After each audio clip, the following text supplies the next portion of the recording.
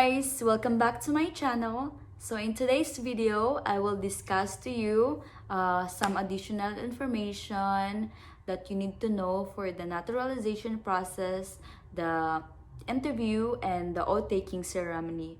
A lot of you guys asked me about it. That's why I am making this video so that I can help you guys and guide you based on my own experience, because every state and every officer is different.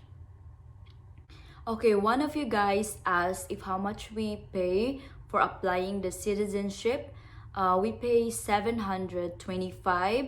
That's for everything. The application fee, which is 640, and for the biometric fee, which is 85. But now I heard that they will increase the fee for about 80%. That's a lot, which is higher than the current application fee that we pay. So if you are submitting your application online, you will pay 1,160. And if you are submitting a paper application, so you will pay 1,170. So that's the new fee for this coming October. For you to apply for the citizenship, you must reside for about 5 years in the US as a lawful permanent resident, and 3 years if you are married to a US citizen. So in my case, I am married to a US citizen and I've been here for more than 3 years. So that's why I am qualified and applied for the citizenship.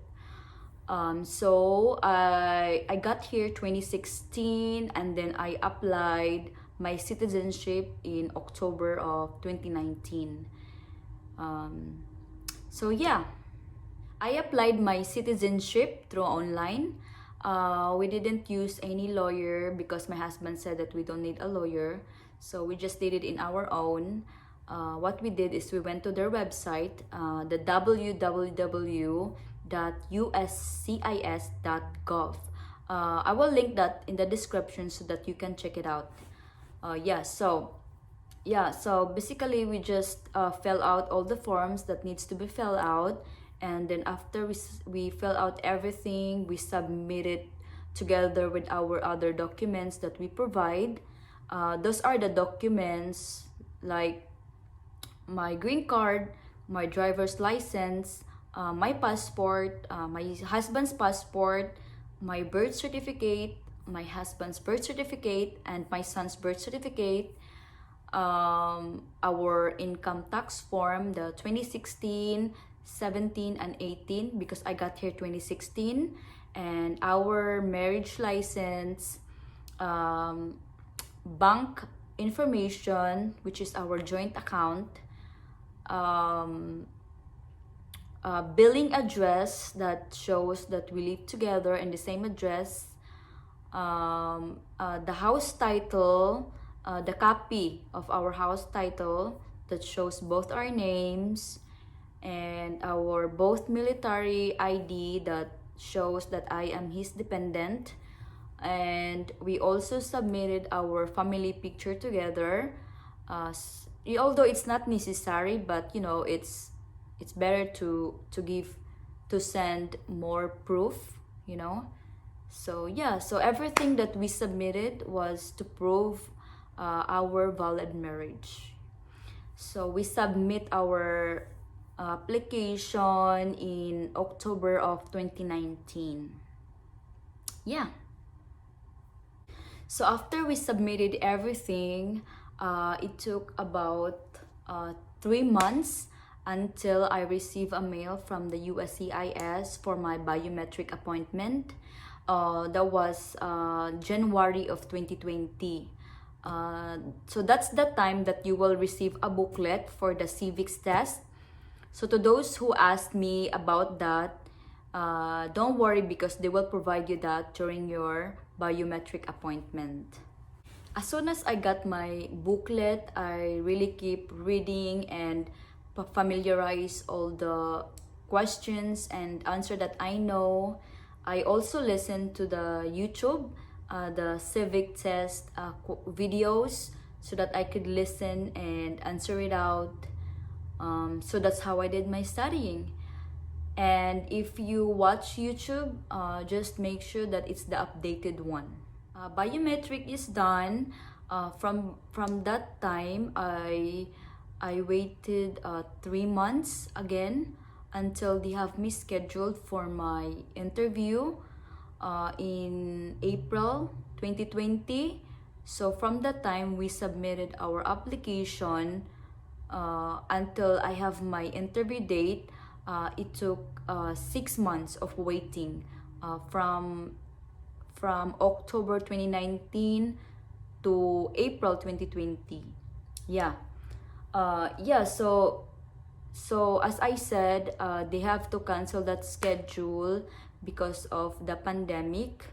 So I waited another 4 months again until they rescheduled me for my interview, which is in August, just recently, August 2020. Yeah. During my interview, I brought all my original copies of my documents with me. Actually, the officer didn't really ask any of it except for my passport, green card, and my driver's license.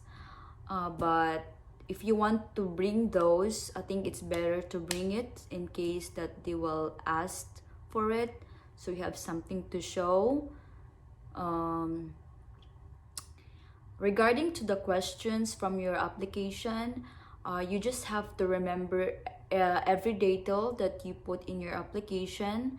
This is just a basic general information about yourself while living in the United States, your spouse information, your children's information, whether it's yours or stepchildren, your employment history. When she asked me for my employment history, she just asked me if you work here, if you work in that company, and then I just said yes. And then the travel history. For the travel history, you have to be specific of the date because they want to know if how long did you travel outside the United States. Yeah, so that's so important to remember. And then also the address, so you have to remember your previous and the present address because they will ask that. And so she didn't ask me anything about tax. We didn't talk about that.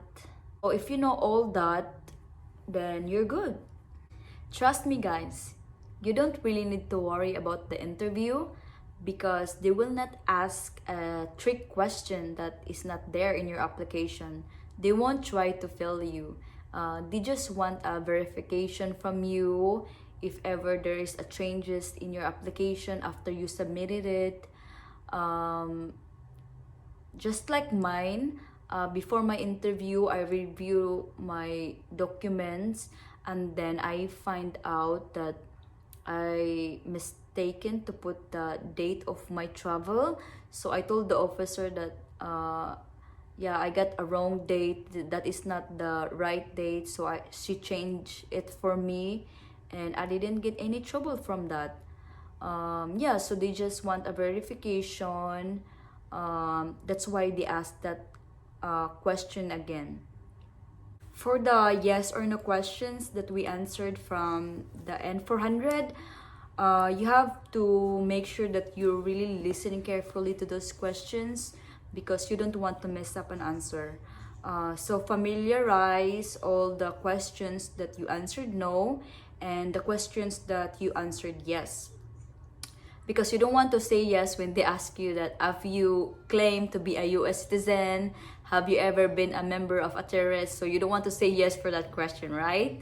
So you have to be careful and make sure that you understand the questions before you will answer. And about that, the officer didn't really asked me a word to define from those questions, I just answered the yes or no. Everything is yes or no. I think the interview, it didn't really took 30 minutes, maybe less than that. It's really fast, guys. It didn't really take that long. Yeah. Okay, so let's move on to the oath-taking ceremony. I had my oath-taking ceremony 4 days after my interview. It's in Fairfax, Virginia, and the same building where I had my interview. So when I got there, before I proceed to the oath-taking room, they asked me for my 10 years green card, 2 years green card, and my employment card. Actually, any card that they issued to you, they will ask for that. So I surrender all the cards. And then after that, so I went to the room. We only few people inside the room because it's not allowed to have a lot of people in the room. Only applicant is allowed. So yeah, and then this time it's really different because there is really no actual ceremony. There is no judge who conduct the ceremony, no guest speaker or something like that. We just swear in and then that's it. And they give us our certificate right away. So yeah, it's very simple and really quick process.